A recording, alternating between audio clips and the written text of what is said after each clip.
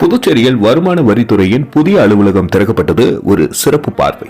புதுச்சேரி ரங்கப்பிள்ளை வீதியில் அமைந்துள்ள BSL கட்டிடத்தில் வருமான வரித்துறையின் புதிய அலுவலகம் ஞாயிற்றுக்கிழமை மாலை 4:30 மணியளவில் திறந்து வைக்கப்பட்டது. இந்த அலுவலகத்தை சென்னை வருமான வரித்துறையின் முதன்மை தலைமை ஆணையர் doctor D Sudhakar Rao IRS திறந்து வைத்தார். புதுப்பிக்கப்பட்ட இந்த கட்டிடம் அதிகாரிகள் மற்றும் பணியாளர்களுக்கு மேம்பட்ட உள்கட்டமைப்பு மற்றும் சிறந்த பணி சூழலை வழங்கும் என எதிர்பார்க்கப்படுகிறது.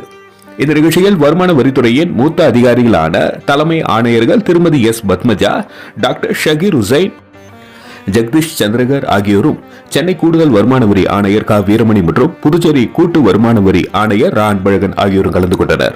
மேலும் ITGOA மற்றும் ITEF அமைப்புகளின் பிரதிநிதிகள், இந்திய பட்டய கணக்காளர்கள் நிறுவனம் ICAI மற்றும் இந்திய தொழில்துறை கூட்டமைப்பு CII உறுப்பினர்கள் மற்றும் பல்வேறு வர்த்தக சங்கங்களின் பிரதிநிதிகளும் கலந்து கொண்டனர்.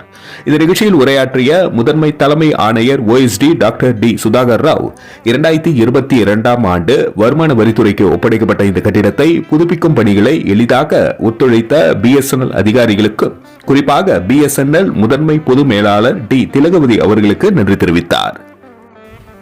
மேலும் 2026 ஏப்ரல் 1ஆம் தேதி முதல் அமலுக்கு வரும் புதிய வருமான வரி சட்டம் 2025 குறித்து அவர் விளக்கமளித்தார்.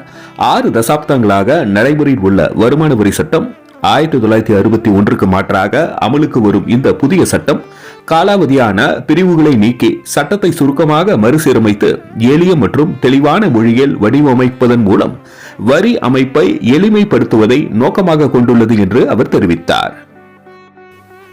இந்த கட்டிடத்தில் டாக்ஸ்நெட் 2.0 வழியாக ITBA நெட்வொர்க் வசதி ஏற்படுத்தப்பட்டுள்ளது. வரும் ஏப்ரல் 1ஆம் தேதி முதல் வருமான வரித்துறை இந்த புதிய அலுவலகத்தில் இருந்து செயல்பட தொடங்கும். பின்னர் இந்த கட்டிடம் வரி செலுத்தினர்கள், பொதுமக்கள் மற்றும் துறை அதிகாரிகளுக்காக முறையாக அர்ப்பணிக்கப்பட்டது. நன்றி. மக்கள் மொழி செய்திகளுக்காக சரவணன், புதுச்சேரி.